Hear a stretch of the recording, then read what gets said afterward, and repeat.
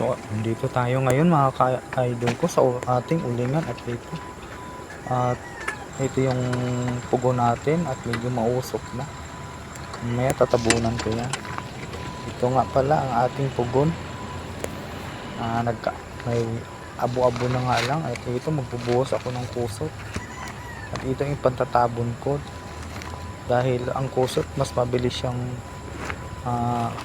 mauling yung kahoy, mas mabilis siyang maluto kaysa lupa. Yun nga lang, pag pinapabayaan na aabo yung kusot, kailangan natin pantabon ulit na kusot na medyo basa. Yun nga lang, itong tinabon ko meron siyang, at ang tawag namin sa uod na to ay batod. At ang nakatikim na ako nito, yung sa nyug ay kinakain namin yun sa mga nyug yan,